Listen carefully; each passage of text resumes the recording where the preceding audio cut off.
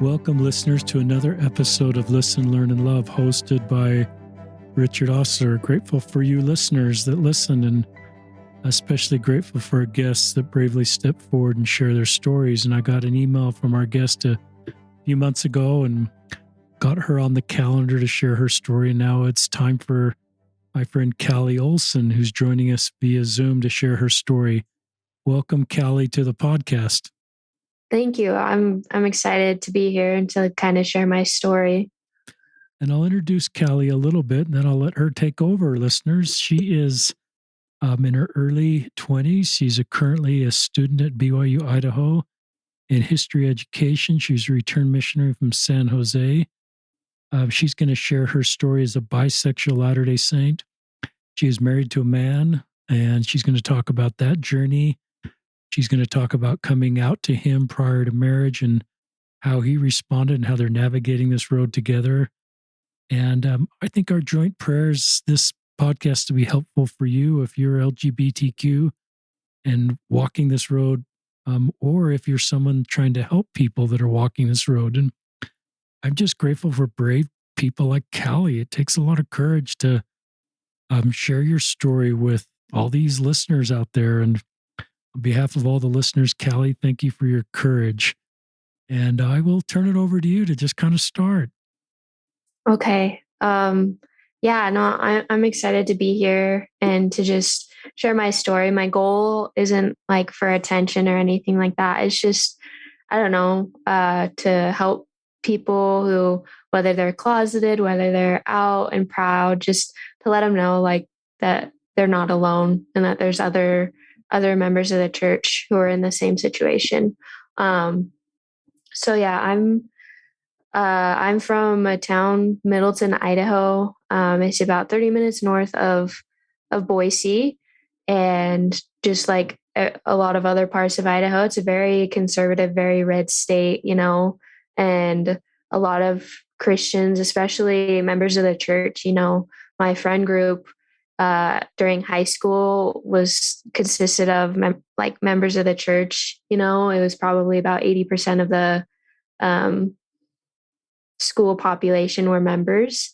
And I think that along with that, there wasn't a whole lot of people who were part of the community, the LGBTQ community. There were a couple here and there, none that were specifically in my group. Or at least I would learn that were in my group until after high school. I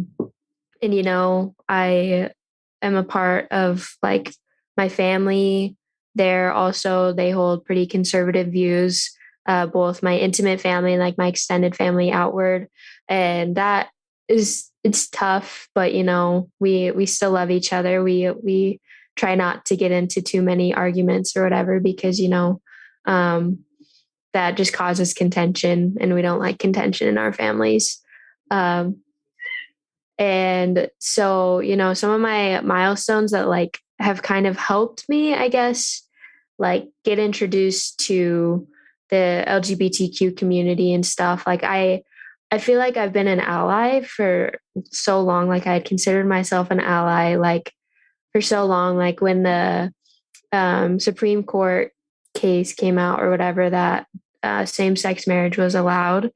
I was super happy. I like posted it on my Facebook. I remember that. And I was like, I used to be more conservative in my views, but that's something that I've always been super strong feelings towards, is that everyone should be able to be with who they love, regardless of if it's with a woman, with a man, with someone who identifies as being like non-binary, that's something that I've always been strongly had a strong belief in, I guess.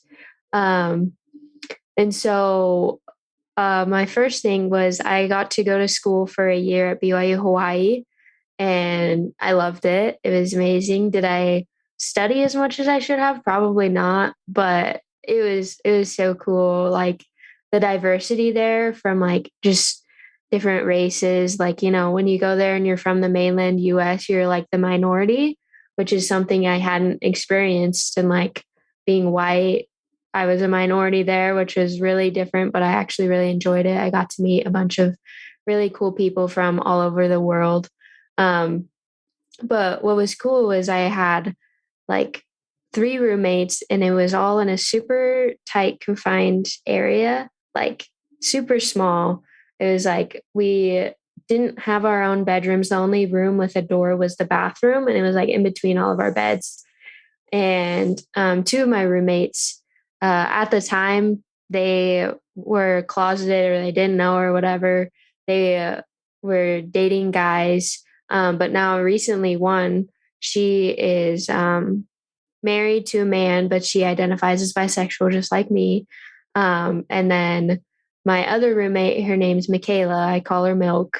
And she is currently dating a woman. Like she's come out. She is lesbian. And, when I got there, I remember I was still conservative views and we would fight on that, not like in mean ways where we'd like be contentious or where we'd like bully each other, but we would have arguments about being liberal or whatever. And so it's funny to look back now and realizing where they were coming from as people who didn't know what their sexuality was at that time.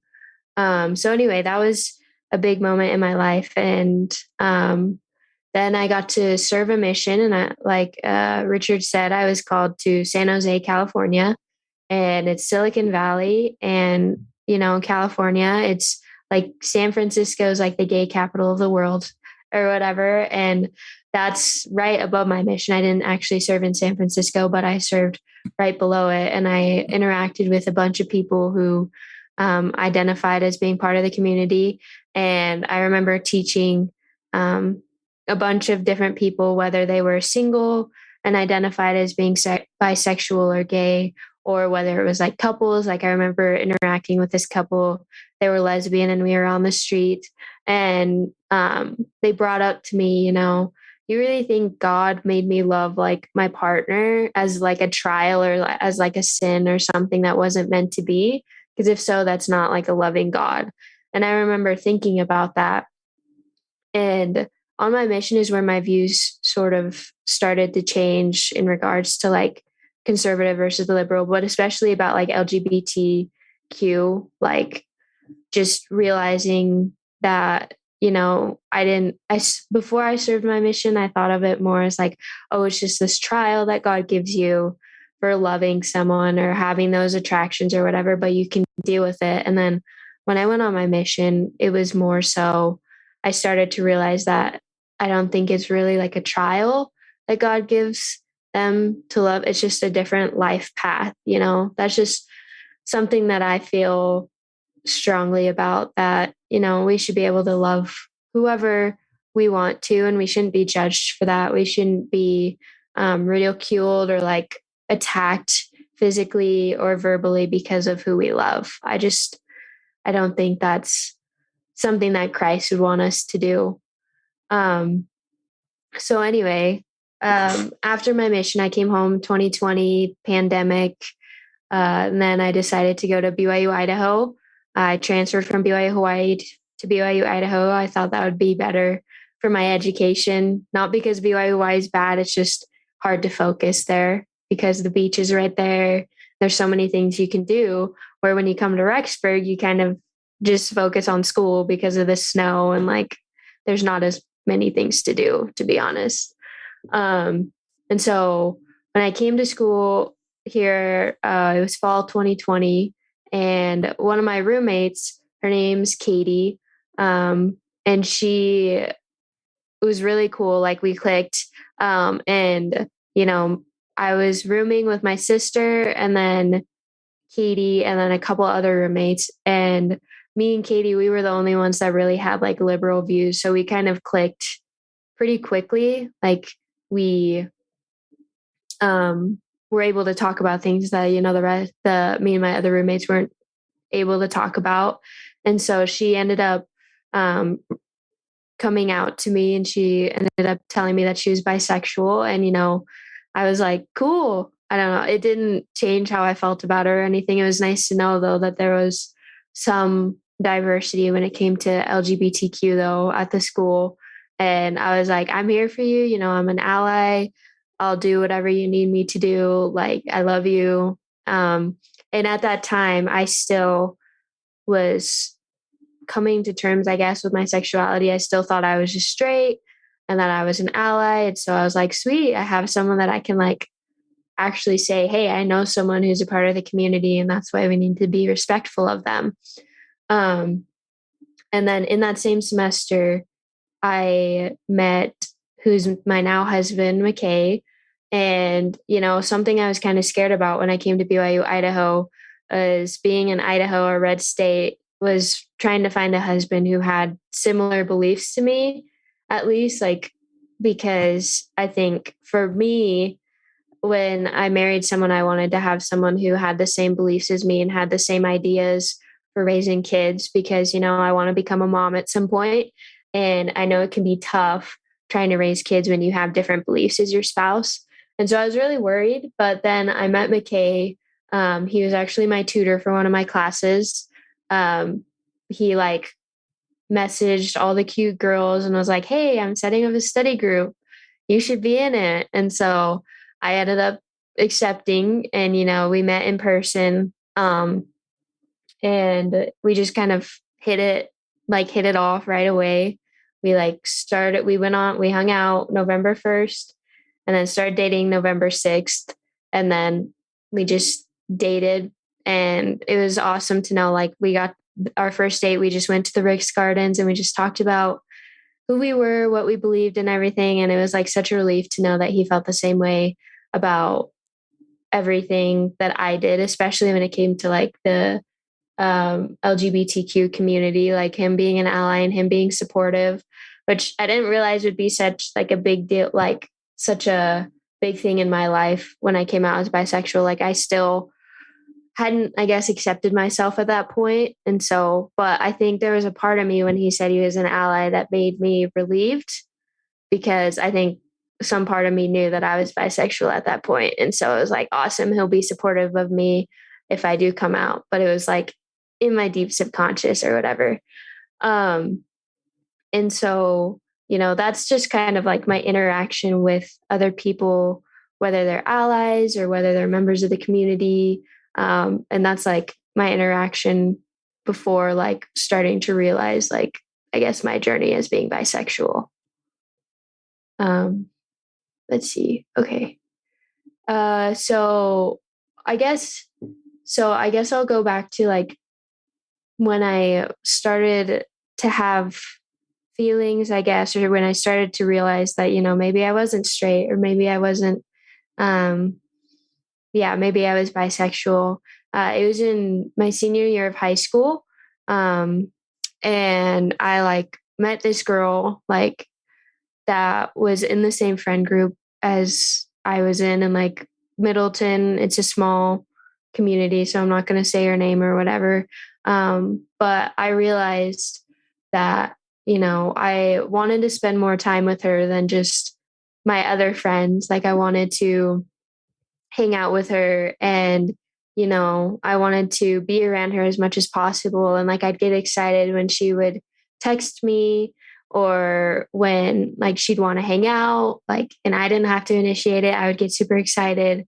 Um and, you know, like we'd hang out and it was it was just awesome. I don't know. And I remember just coming home from hanging out with her one night. It was like at midnight. I got home and I just went into my room and I just started thinking about, you know, like, what would it be like to be with a girl? Like, I've always been with boys, I've only kissed boys or whatever. I wonder what it would be like to kiss a girl. And like, this girl started coming to my mind. But then I just started thinking about that. And then I was like, no, no, that's not me. Like, you know, I'm straight. This is just something like I'm sure everyone thinks this at some point in their lives, like what it would be like to kiss a girl or to kiss a guy or whatever. And so I just kind of like brushed it off, and didn't really think much about it. And then like the same thing kind of happened when I was in college. Like there was like I would hang out with guys, I'd go on dates with guys, but then there'd be girls that I would see and I'd be like, wow, she seems really cool. and like I could see myself hanging out with her more. And then I would go home at night and I would think about I wonder what it would be like to be in a relationship with her. Like she seems really awesome and like the type of person that gets me or whatever. And then I would shake it off again because I'd be like, no, it's just questioning, but I am straight. Like I would always revert to the going back to being straight. Um, and then I went on my mission after BYU Hawaii, so I didn't really think about that. I was just thinking. I wasn't even thinking about any relationships. I wasn't thinking about boys or girls. I was just thinking about serving the Lord and being a missionary. Um, and so then when I got to back home from my mission and I went to BYU Idaho, I remember this instance. Um, I like my views had changed. I was more liberal thinking or whatever. And I remember I was sitting in the living room of my apartment and it was like me and some of my roommates. And it was a movie with Jennifer Aniston and I like love her. Like I'm a big fan of the show Friends and she's one of the main characters in that. And then a lot of the movies that she's in after Friends, like I just love watching her. And I think she's a phenomenal actress. And I don't even remember what movie it was, but I was sitting there with my roommates and I was like, wow, Jennifer Aniston, she's hot. And I said that out loud.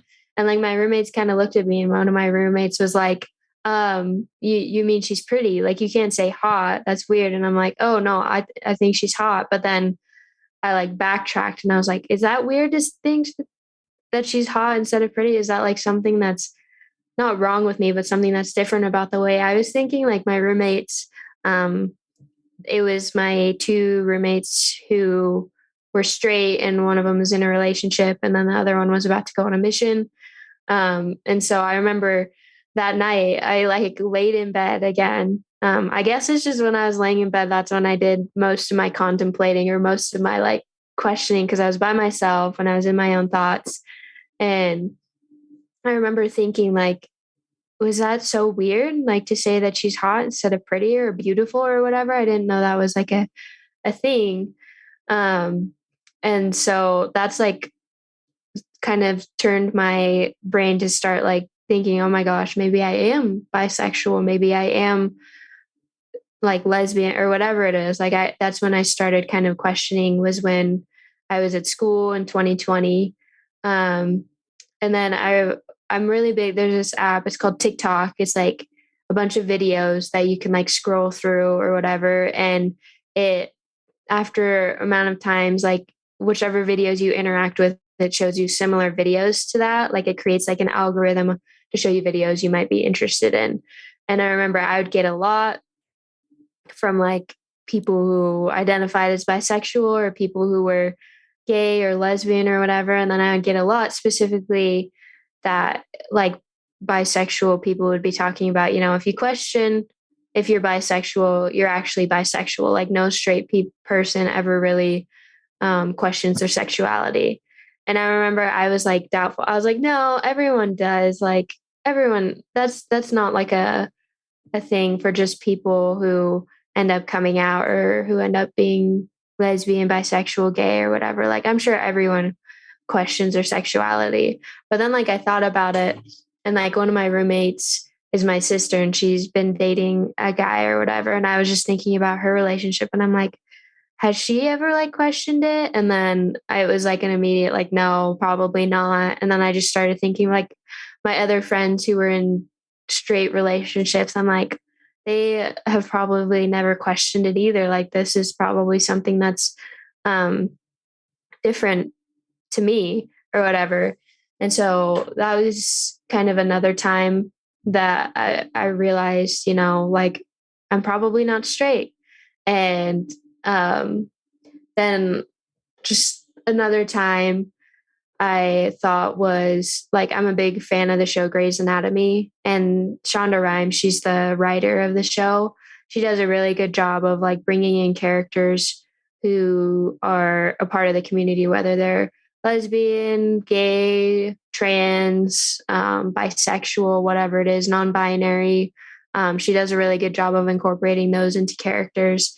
And I remember there's a character who was brought on, their name was Kai, and they were non-binary. And I remember watching when they were first on the show, and I was like, holy cow, they're like really attractive. And so that was just another like, wait, if I'm attracted to a non-binary character, a non-binary person, what does that mean for me? And so that was probably in um like the probably the spring of 2021. And so then it was probably like 6 or 7 months where I was just like thinking about it, like in the back of my mind, but I didn't bring it up to anyone. I didn't even bring it up to McKay, who I'd been dating for like 7 months. I didn't bring it up to like my parents, no one. Like, I remember talking to my roommate, though, one of my roommates from BYU, Hawaii. I remember like texting her and just about, you know, hey, when you were, before you came out, did you like question your sexuality for a long time? And like she came from a conservative family as well. And so that was like one of my fears about coming out if I ever was to, because I still at this point, I didn't know, how I identified. And she said, yeah, I questioned it for a long time. And um, she had thought about it for a long time before she said anything to anyone.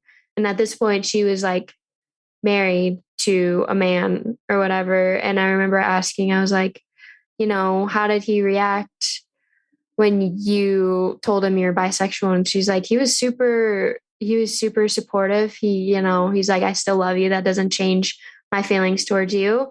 Um, and so then I started thinking, if I do decide, or if I do come to the conclusion that I am bisexual, then what will McKay think of me? And then what will my family think of me or whatever? Will they be as supportive?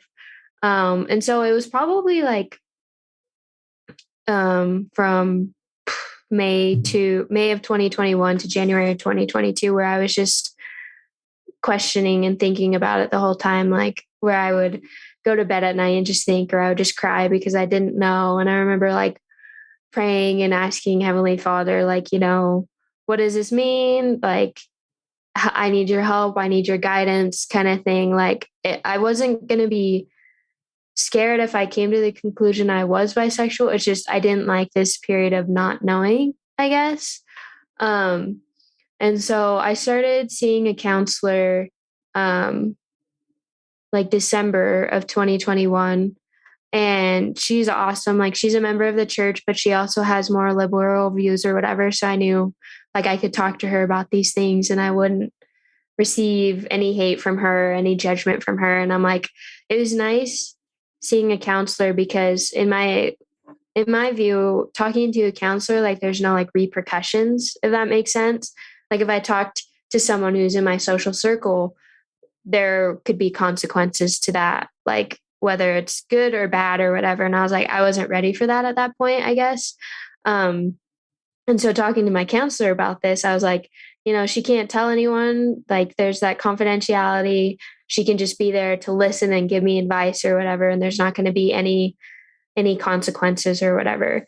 And so I would talk to her about it. And, it was probably, let's see, I think it was February when like I finally like said the words out loud. Like after praying, after thinking about it for over a year, um, I like said the words to my counselor. I was like, I think I am bisexual. And like at that point, I just started crying. And, she was super supportive. And it was like I was crying because I was relieved that I finally didn't have to, think about it and like question who I was. Like it was like relief, but then it was also fear because at that point I was engaged to McKay.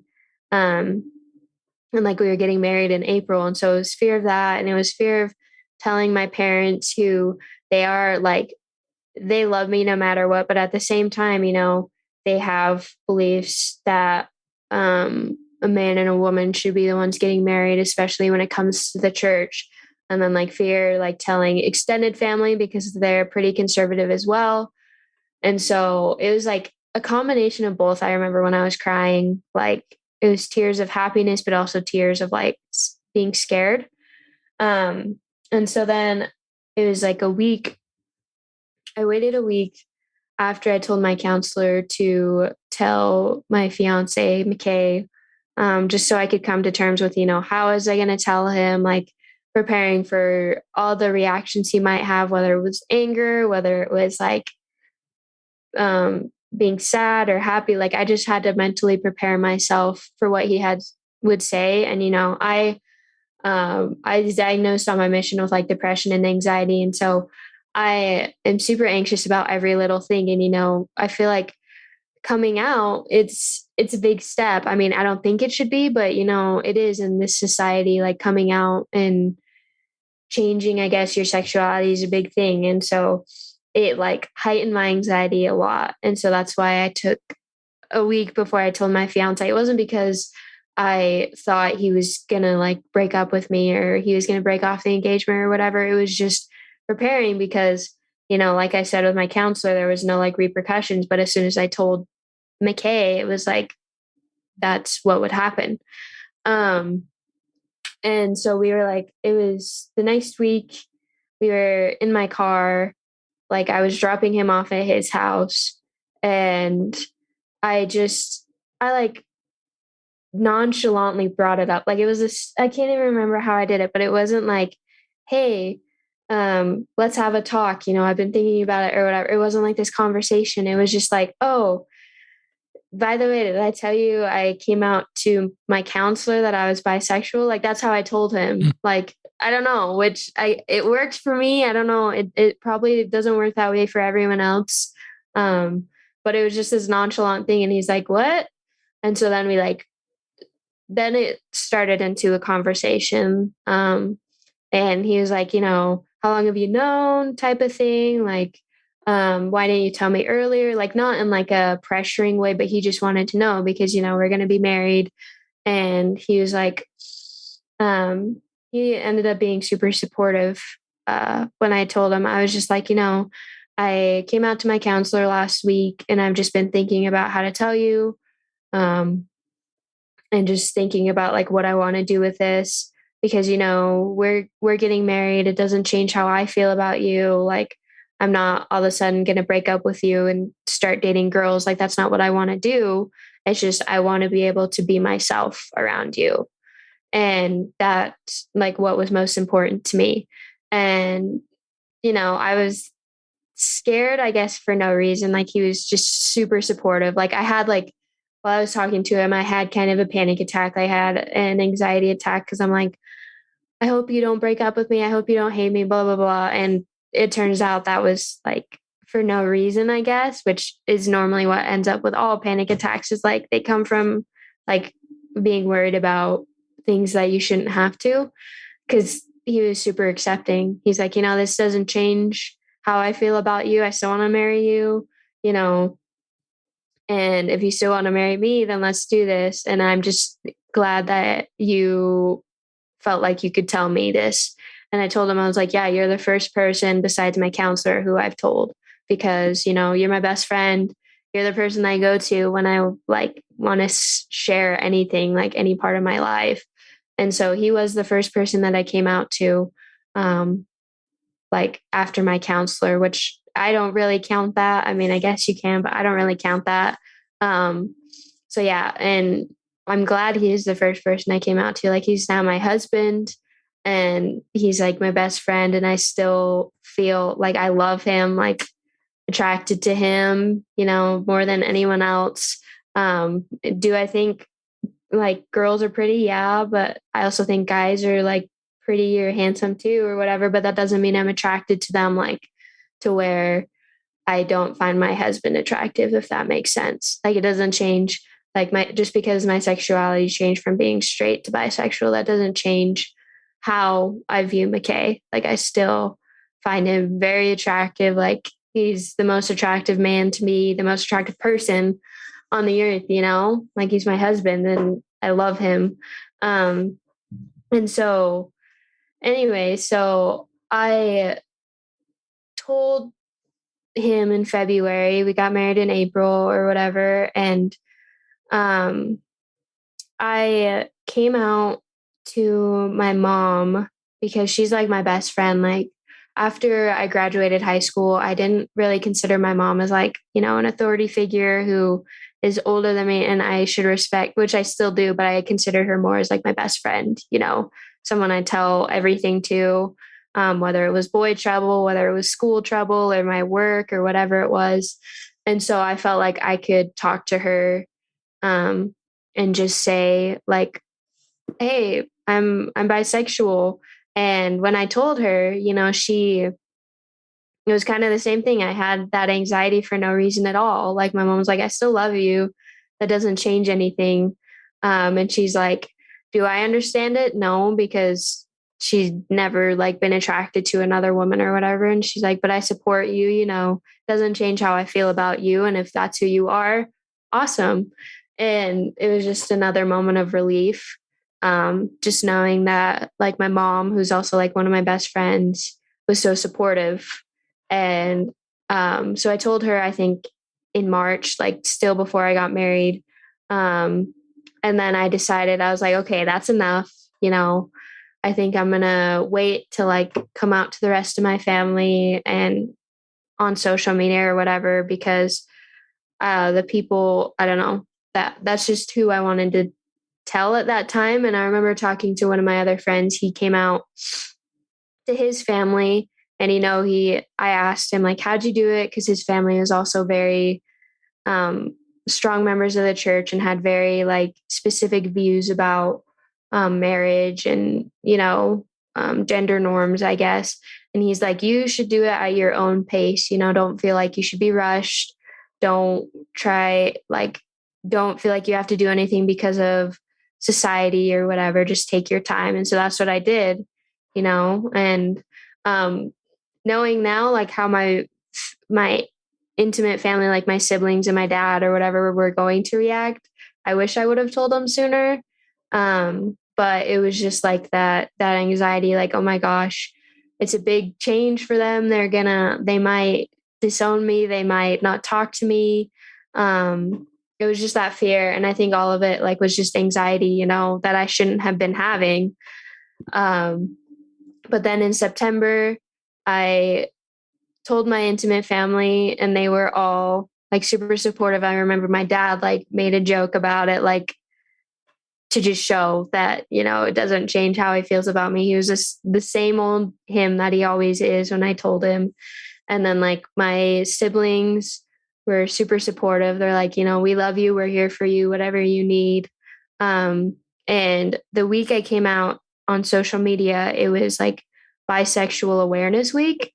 And I was like, I had been thinking about posting something on social media because, I'm pretty active on social media when it comes to like posting my views about politics and like my life and like everything. And so I was like, I think I want to put out there at some point that I'm bisexual. Um, and so I decided to do it during Bisexual Awareness Week. And I like made up this post and I like had McKay proofread it. I had my friends proofread it. I had my mom, who's an English teacher, proofread it. Like I was like, this needs to be perfect because some people don't know this about me and it's going to be a new thing. And then I posted it and I posted it on like Instagram. I posted it Instagram, Facebook, Twitter, like every social media outlet I had. And then I just waited and I was like, okay, I guess we'll see what happens. And like there were so many people who just commented, that's so awesome, or I love you, like you're amazing, thank you for having courage or whatever. And I was like, I don't know, I didn't realize how much support I would have because like I said, a lot of my friends, they're from Idaho, they're they have conservative views or whatever, and so I was worried about that. But like 90% of the posts or 90% of the feedback I received from my post, it was all love, support. And it was actually cool. Like I got some messages, like privately, like DMs from people or texts who are like, I didn't know you were bisexual. I'm also bisexual, or I'm also lesbian and I haven't come out yet, or I have come out, but I didn't know that. Like they had only come out to their intimate family. And so it was cool to see that there were people that I had no idea were either like had the same feelings that I did. And obviously, like with all my posts, like on Facebook more so, I'm post more of my political views. And there was one person who like commented on my post and was like, "Why are you coming out? Like your husband, you're already married to a man. Like, why would you do this? It just brings nothing but like turbulence and turmoil into your relationship. Like now you're going to make him think that you're not attracted to him anymore," and like all this stuff.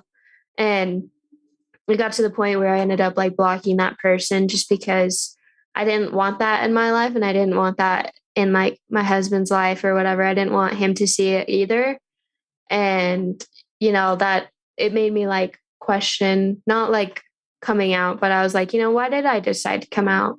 And that's kind of what I wanted to talk about on here, is just like why I decided to come out as bisexual, even though I'm already married to a man. I'm already sealed. I already have my forever relationship. um and so the main thing was, I just wanted to say, like I stated earlier, like I wanted other people to know, that they're not alone in this journey of being a member of the church who's also bisexual or lesbian or gay or whatever. I wanted, whether there's people who haven't come out yet and who are questioning their sexuality just as I was for so long, or whether there are people who have come out. Um, I just I want to let other people know that they're not alone. Um, and like it makes me think. So there's like this project. It's called the Trevor Project, and I like have kept up with it. And there's like a survey done about just people who identify as like lesbian, gay, bisexual. Excuse me. Oh my gosh.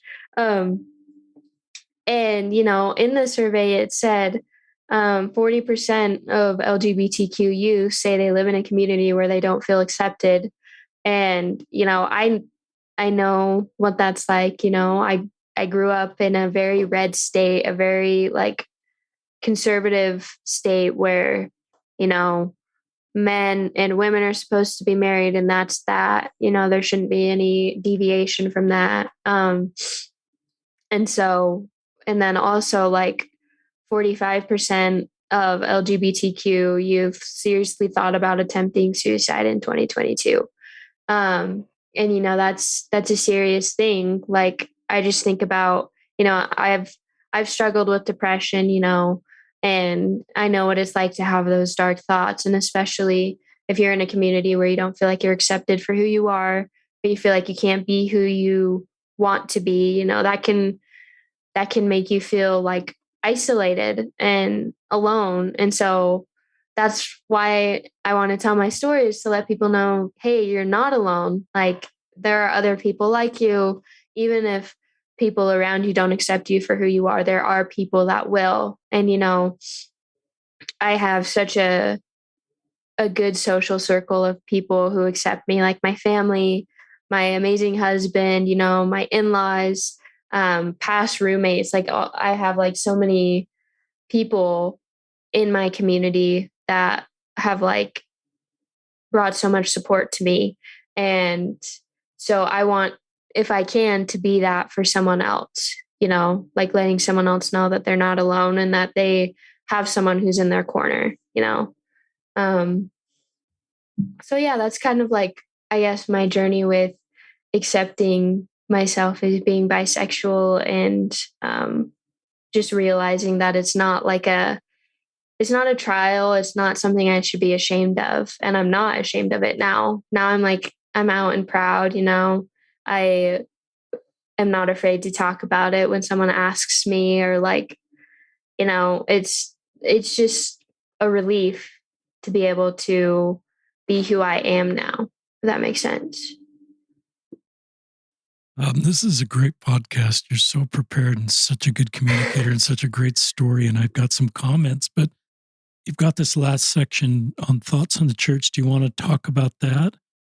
Yeah. And then we can have a discussion. Yeah. Yeah. So my thoughts on the church, like I'm still a member of the church. I still have a belief. I still go to the temple and everything. Like my my love for the Savior and for the doctrines of the church, they haven't changed. It's just one thing like with coming out or whatever and just interacting with other members of the church, specifically when it comes to like the LGBTQ community, something that I think people members tend to struggle with, and like myself included, I am not perfect by any means. um it's like the second commandment, which is to love our neighbors as ourselves. And I think that's just so important. And something that I realized is that it's not my right to judge anyone for who they want to be. It's not my right as a member of the church or just as a woman or as a person on this earth. I have no right to judge anyone for the life that they live. And, sometimes I think members of the church, there's like a culture or whatever that I've run into, especially in Idaho and Utah, where it's like, oh, I'm a member of the church, I follow the correct church or whatever. And so therefore I have the ability or the responsibility to make sure other people know that like what they're doing is wrong, or I need to bring everyone into the fold. And well, I think it's important to look out for your fellow brothers and sisters. I don't think that you have to, let them know, like, you have no right to like judge them or make them feel bad for the life that they're living. I remember when I got back from my mission and I had more of like my liberal beliefs, I would like post them on Facebook. And I remember uh, I was just hanging out, and one of my friends asked me, what's it like being a returned missionary and having beliefs that are completely opposite of what the scriptures say? And it was like this passive aggressive comment. I don't know. Like I could tell that they were trying to tell me that like the way I believed was wrong, but they were trying to go about it in like a nice way, I guess. And personally, I don't believe my beliefs like when it comes to politics, and especially like being a part of the LGBTQ community. I don't think that goes against the scriptures. Um, but I just think that's like a whole different issue. But I just think that we as members of the church, we need to learn like humility. We need to learn how to be humble and realize, yeah, even if we think we're like a part of the true church, that doesn't give us the right to, shame someone else for living in a way that's maybe not the like that follows the doctrines of the church. Um, and we also need to respect others. I think of Matthew 7. It's like the first few verses, like it says, judge not that you be not judged. And it's about like, who are you to like pull the mote out of your brother's eye or whatever when you have one sticking out. And I think of like, Christ when he's like, let whoever's not sinned cast the first stone. I just think that we, as members of the church and anyone, honestly, like we don't have the right to judge. It says, judge that you be not judged. Like the only person who's the rightful judge is Christ, because, he feels every single thing that we felt. Like he knows all the feelings that each person has. Like I don't know how even like my husband feels. Like I can't judge my husband. Like even though we're married and we spend like a lot of time together, I still can't rightfully judge him because, the only person who can is the Savior. And I don't think we as members of the church should adopt that role of being the judge, because it's just not our place. Um, and so that's how I feel about like individual, like I guess just members and like the culture. I do think that's something that can be changed, is accepting people for who they are and like just loving everyone, like loving them no matter what life they decide to live. Because that's literally like the second commandment. First commandment's love God. The second commandment's love your neighbor. Like it's so important to love everyone that God put that as like the second commandment. Like, I don't know. I just feel like that's more important than anything. It should just love others. Um, and then regarding like the church, this stance on marriage, do I wish like everyone could be sealed to who they love? Yes. But I respect like the church. It's a private institution, and they have doctrines or whatever that are like to a man can be sealed to a woman, and I respect their beliefs, and I'm not gonna leave the church just based on that. Like I'm still like a strong ally, even though I'm a part of the community as a bisexual woman. I'm still gonna fight for the right, like especially like when it comes to law. Like I feel like um, legally people should be able to marry who they want, and I'm still gonna be that ally. And I feel like when it comes to adoption, like people should be able to adopt if they're gay or if they're lesbian or whatever. Like I don't think that religion should have a say on like who people get to love when it comes to the law, if that makes sense. This is a really good podcast. Just for Callie's at the end of her outline, and so now we're going to have a discussion. But on behalf of all of our listeners, Callie, thanks for your courage. It's kind of two parts of this podcast: your personal story, and then your feelings about our church, about supporting others. And I think you've done a terrific job. But it's very courageous for you to be open about your sexual orientation and respect, and sharing your personal journey to sort of figure this out, and owning this part about you, talking to McKay. McKay, I don't know if you're listening, but great job just recognizing who you're dating, and that this is about, straight people are going to sometimes have attractions to other straight people. So I don't think just because you're bisexual, as you correctly talked about, doesn't mean your marriage doesn't work or either of you are going to mess up. I think, once we're married, we still have attractions to people we're not married to, whether we're straight, bisexual, or gay. And so I don't think we have to sort of think someone that's bisexual and go down this road that, well, they're going to have an increased likelihood to be unfaithful. I love the way you explained that to McKay, and he got that. And he wasn't fear, he just knew you and knew what was present in your engagement and the personal revelation. Also hope people caught that Ali said, this was a journey with Heavenly Father. And I prayed about this, and I've been intentional about the best way to do this. And I think that's good advice for all of us. A couple thoughts. There's been a fair amount of discussion about liberal versus conservative, and I think that's good. And I want to read some comments from Elder Oaks.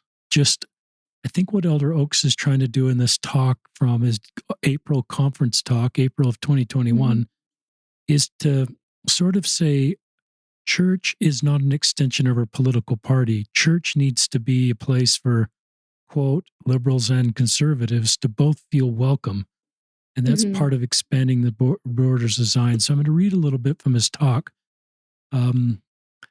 Such independent actions will require voters to support candidates or political parties or platforms whose other positions they cannot approve. This is one of the reasons we encourage our members to refrain from judging one another in political matters. We should never assert that a faithful Latter-day Saint cannot belong to a political party or vote for a political candidate.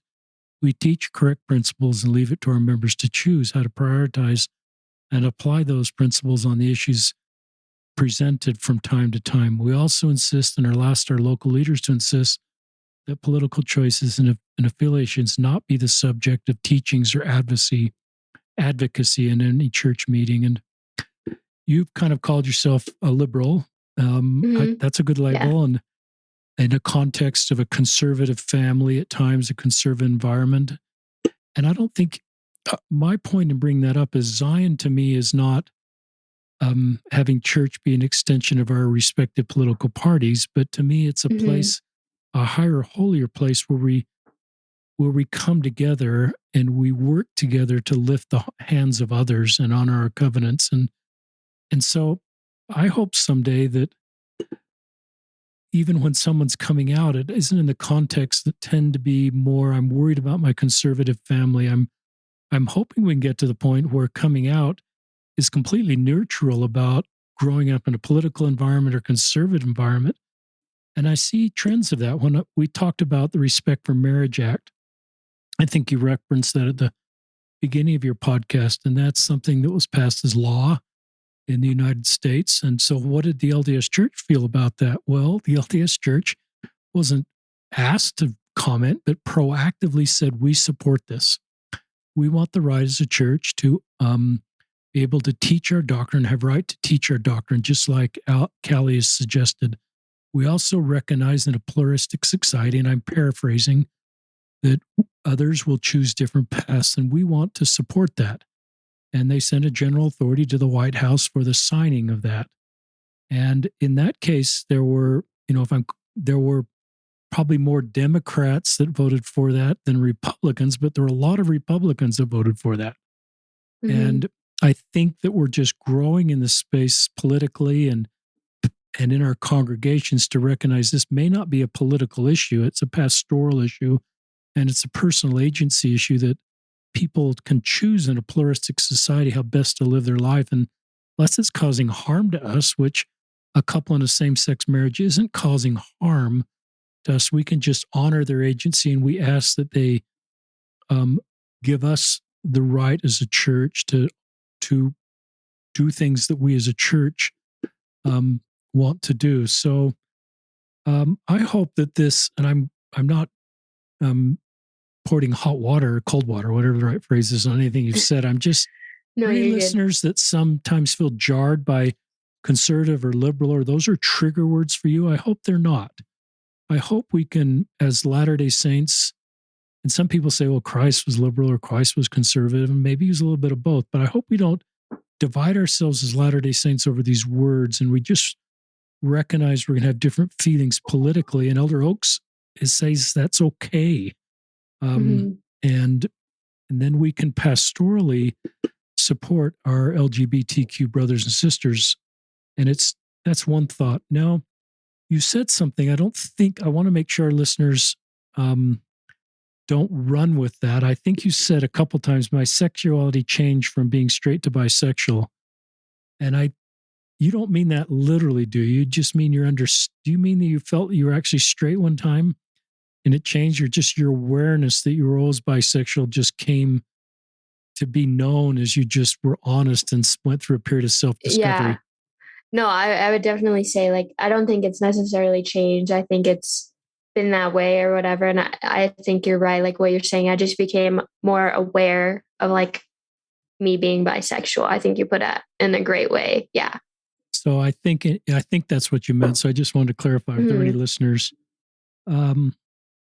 I love this journey to understand your sexuality. You said some things that were different for me. I've never had anybody say, if you're considering your sexuality and kind of wrestling with it, you probably aren't fully straight. And you talked about your sister, and I look at my own past, not really thinking about my sexuality growing up and dating women. So I don't know if that's true, but it resonated with me. And maybe there's some people that struggle with their sexuality and eventually decide they're straight, but I think it's maybe a good indicator, if you're really wrestling with this, there is something going on there that you may not be fully straight. And so that's okay. I love your coming out post. I hope listeners heard it, that you involved McKay and your mother in writing and wanting to get that right. And that they're both walking this road with you, and letting you sort of self-determine how best to navigate this road, if you're going to come out or not. There may be some fear that you coming out is the beginning to leaving the church or leaving McKay. But often I've learned, listeners, it's just the opposite. It's really about being vulnerable and open, and knowing that your faith community and your family and your husband, as you had fear coming out to your fiance, how would you respond? But often for listeners or for people that are coming out, there's all these sort of things going on in their head. How will people respond? People they love and care about. And coming out is more about letting them in sometimes, as some of my guests have taught me. And I'm going to be vulnerable and share this part about me. And it's not about it's just about inviting you in. But then knowing that people still love you is part of being vulnerable, and allows them to be vulnerable. And sometimes the best marriages I know of, where both parties know how to be really vulnerable. And it creates this communication and trust and honesty that's a fundamental sort of pillar of a healthy marriage. And I think you and McKay probably are not perfect. My wife and I aren't perfect, but there's Yeah. something about the honesty that occurred with you courageously opening up. And I love that you did that before you're married. There's no right or wrong way to do that, listeners. I think you've got to talk to Heavenly Father and figure out the right time to do that. In the book I wrote, I encourage couples to come out before they're married and both of them to get personal revelation of what that means. But often then you can go into marriage knowing that about both of you. Mm. I'm sensitive to the person who sort of said, "Why did you need to come out?" Um, and that, why, and you eventually block that person. But I think it's just what we're sharing. It's just the need to be authentic and open. And it isn't complicating your marriage. It may complicate, may life for straight people that it may complicate their life to consider somebody's not straight and what that means. So sometimes it's more about them and their worldview and versus just being honest and authentic. And Zion to me isn't just straight people.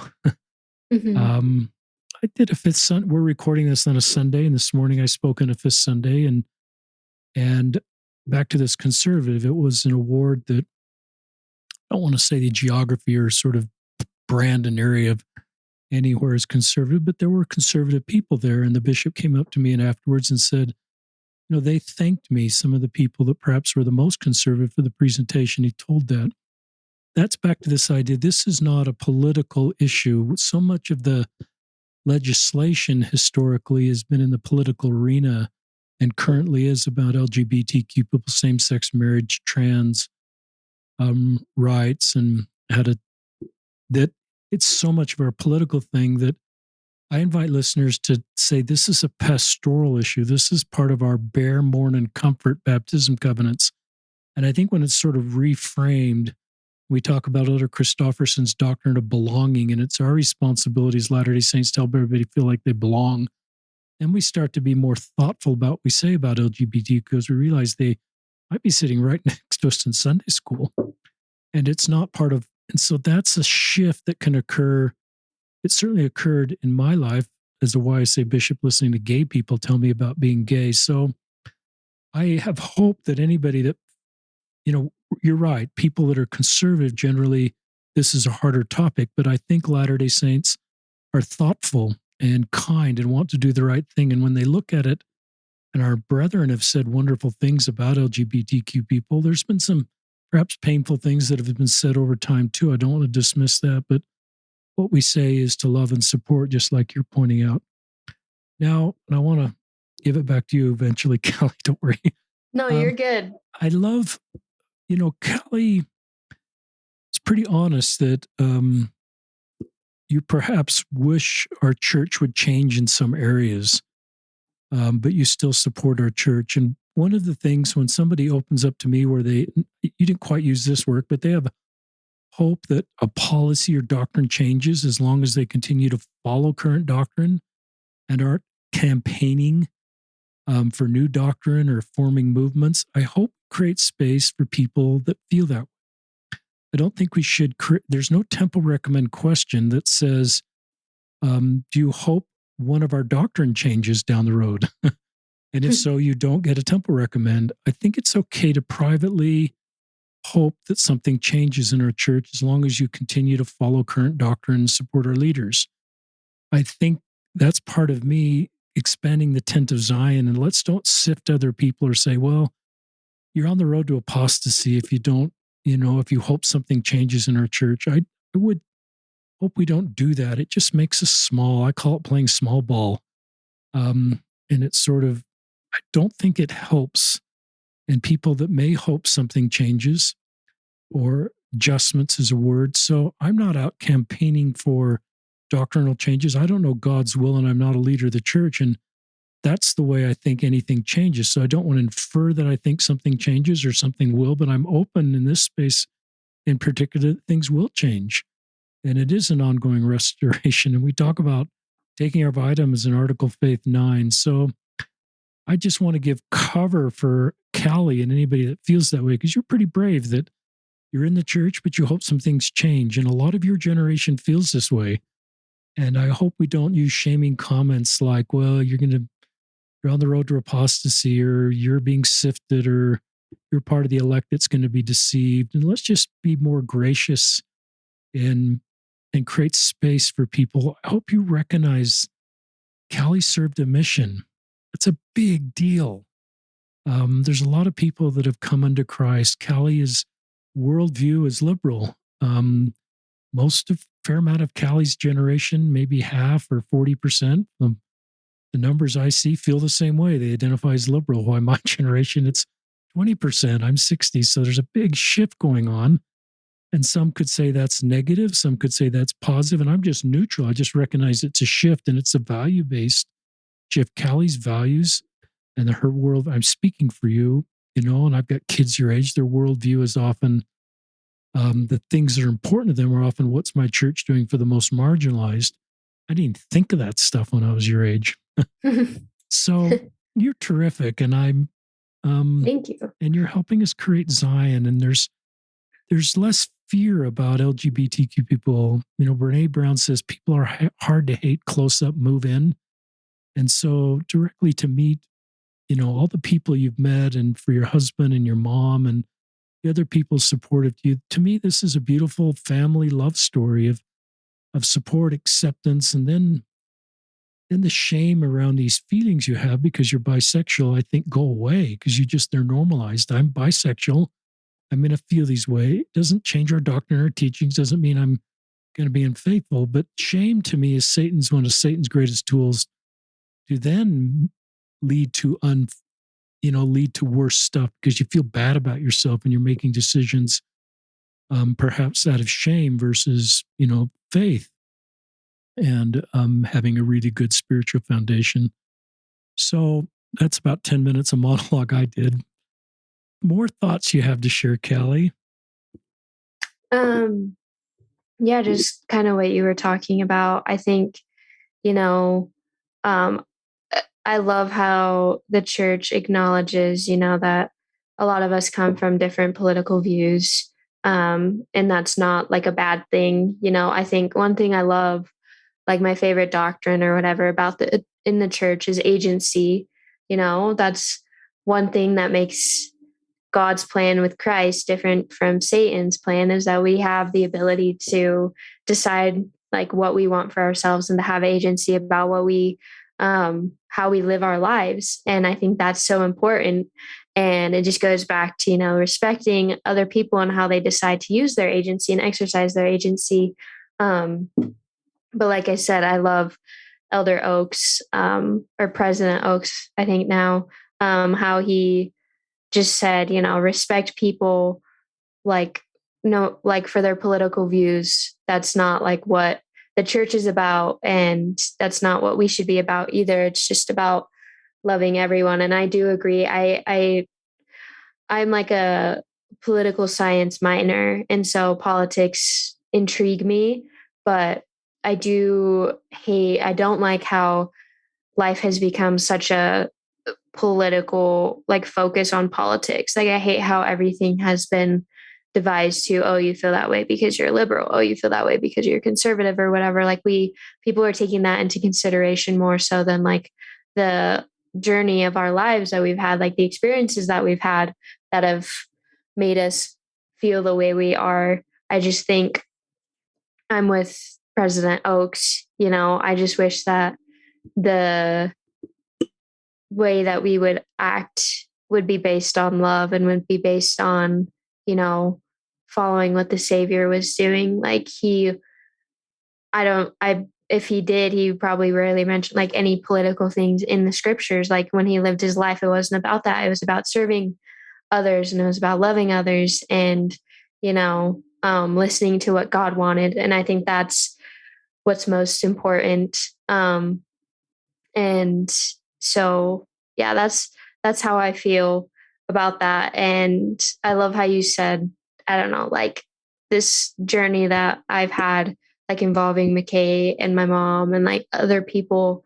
I think it is helpful to know that there are people like, um fighting for me. Like one of my favorite, I love Brad Wilcox. One of his talks, it's like based off of a book that he wrote. And, he's like, your parents are pulling for you, your spouse is pulling for you, your friends are pulling for you, but the Savior, he's pulling with you. And that's just something that I love. Like, I think all of us can realize that the Savior's going along with me, or with you or whoever is listening to this. The Savior's by your side. He's not on the other side. He's not judging you. He wants to help you in any way you can. Um, and that's another part that like helped me so much in coming to terms is like being bisexual is like realizing that the Savior's felt how I've felt, and he knows what I'm going through. And that was like something that brought me a lot of comfort in the time when I was like questioning who I was that, the Savior, he knew like what I was going through, and he was someone I could turn to for that support. And I think that's important in all aspects of life, not just if you're questioning your sexuality or whatever. It's just that's something you can use in all aspects of your life, is that there is someone who understands what you're going through, and that's the Savior. So yeah. It's great. You're really brave. And I think you've wanted to come on this podcast because of love for others that are walking this road. All this is your story is just about love. We talked about the Trevor Project and people that are alone and feel alone, and your desire to share your story. Oh, listener, that's my impression. This is not about fame. It's about, I want to help people. And you did that on your mission. You're doing that now.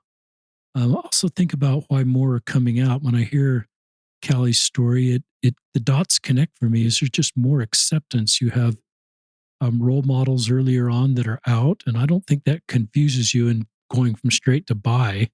I just think it's a good thing to have people out that are functioning in a normal, healthy way in society, role models. Probably some exceptions to that, people that aren't particularly helpful, but there's straight people that aren't particularly helpful. But I think it's good I think that's part of, there's people out in the church more than there's ever been.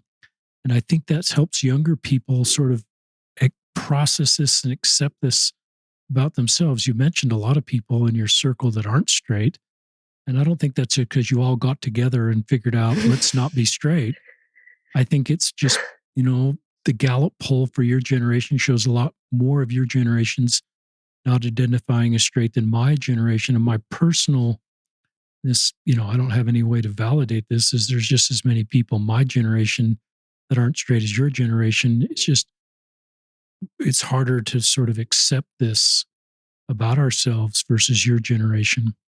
And so I don't think that's a bad thing, listeners. I just think that's the way God is creating people. And I think it's part of creating Zion. So I love that. I had one more comment. Let's see if I wrote it down. I just want to share, and that causes a bunch of missionaries write me that aren't straight. And they sometimes have some painful experience. And this one elder wrote me and just said, hey, we were on a split and we went for dinner, and the family started bagging on Disney because they've got all these gay characters and they're grooming our children. And there's certainly conversation about that. And some Latter-day Saints feel uncomfortable about Disney, but then to sort of, make it a negative thing about gay people and have a missionary that's gay sitting in their home, they would never probably do that if they thought the missionary sitting in their home was gay. So we need to think about everything we say about LGBTQ in the context that there may be somebody. So if we're not happy with Disney, let's just keep it fact-based and not emotional. But recognize that Disney, there's not trying to be pro or negative Disney here. It may be helpful at times to have role models.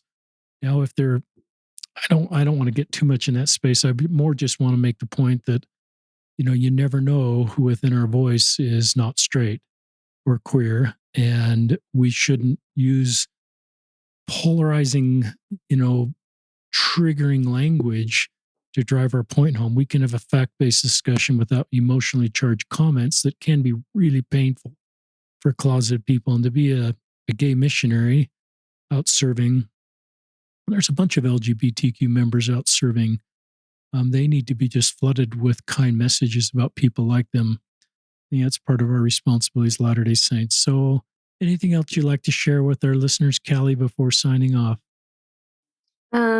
I just think, like, going back to what you said about, hoping for a change in the church.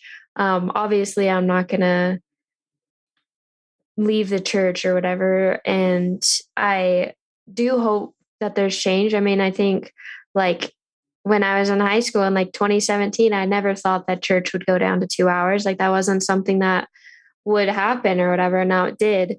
And so, like, I loved how you said the restoration is still going, which is something that all of the, like, leaders have said. The restoration's still going. Just because something in the church is this way now doesn't mean it'll be that way in 10 years. But I'm not going to go hating the church. I'm not going to go and, like write hate letters or whatever to the authorities being like, hey, you need to change this or whatever. Obviously, that's something that I communicate with Heavenly Father. Like you said, my personal relationship, that's something that I have as a belief. And I think that's something that's common, not just for my generation, but a lot of other people too. And it still doesn't, like, I still am consider myself a strong member of the church.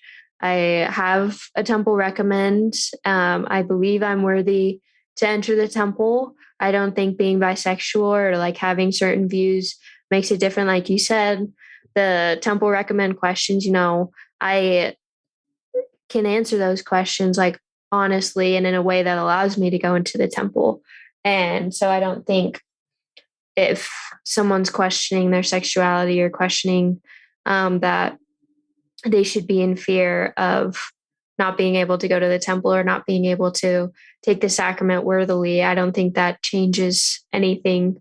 And just like I've said for so long in the podcast or a couple of times, is that, there's someone in your corner, whether it's me, whether it's your parent, whether it's your spouse, whoever it is, there's someone that's going to be in your corner if you do decide to come out.